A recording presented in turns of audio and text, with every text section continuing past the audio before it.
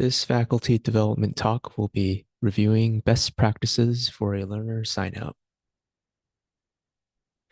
This topic will touch upon the following ACGME clinician educator competencies like learner assessment, feedback, performance improvement, and the learning environment. A learner sign out, sometimes called a learner handoff in the literature, is simply sharing information about a trainee's performance. This can happen at various transition points across a learner's training, whether it's during the jump from medical school to residency in the form of an MSPE, or whether it's in a written narrative eval at the end of the rotation, or what I'll be focusing on today is during that handoff between attendings. Say you are working with a learner on an inpatient medicine service, you will have ample opportunities to directly observe how they perform on rounds, as well as having opportunities to check in with them during one-on-one conversations where you can give feedback.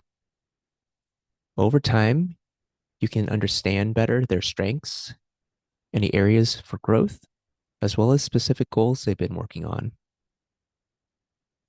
Ultimately, we are their coaches, and hopefully all that effort we're investing into this task can lead to things like the learner growing their skill set, or maybe they're taking on more responsibilities, or even gaining confidence in themselves. However, eventually we rotate off. And at that point, if we don't take the time to sign out these insights that we've gained about the learner to the new attending, then we risk resetting the clock. And the new attending has to start this process all over again. Plus, all that momentum that the learner had previously built can easily be disrupted. If instead we gave the new attending a head start by letting them know at least key pieces of how we think the learner was doing, then both parties can be much better aligned from day one, and we can maintain that teaching continuity, as well as preserve what's called entrustment, meaning the learner doesn't have to re-earn trust for tasks they've already shown they can handle. Besides these main ingredients that I've listed on the left-hand side of what can go into a learner sign out, what else should we be paying attention to? First key point is to be specific.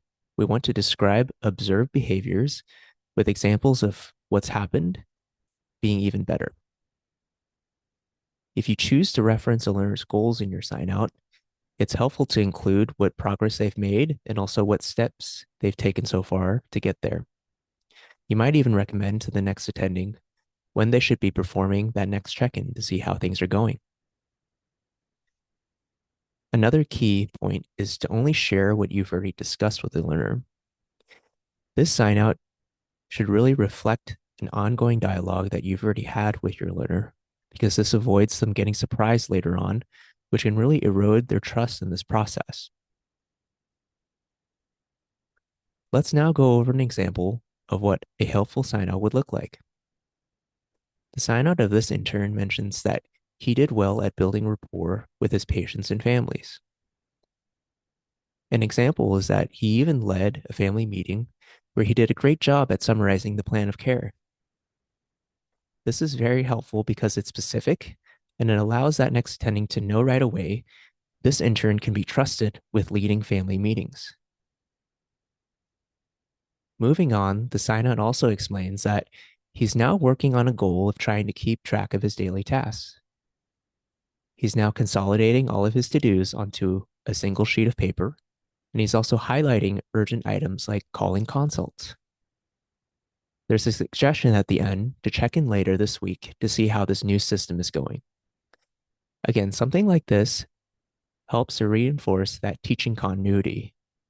And instead of using a less helpful label, like saying this intern was disorganized, this way instead hones in on the actual behaviors that were happening. With learner signouts, we have to be careful because they can introduce bias. There was a study referenced here where attendings watched a learner perform an H&P But before observing them, they were given a brief sign out labeling the learner either as being above average or below average. And you can probably guess that learners who were labeled below average were rated much lower.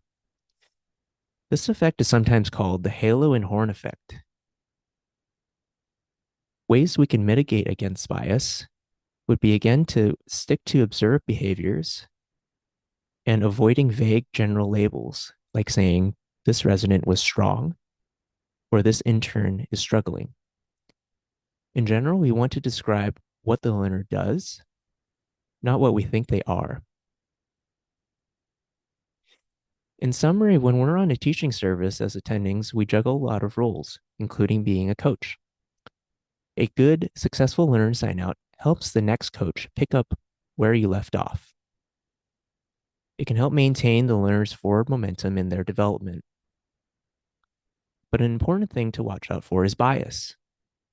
And to mitigate against this, we can keep our signouts focused on specific behaviors and by avoiding vague general labels.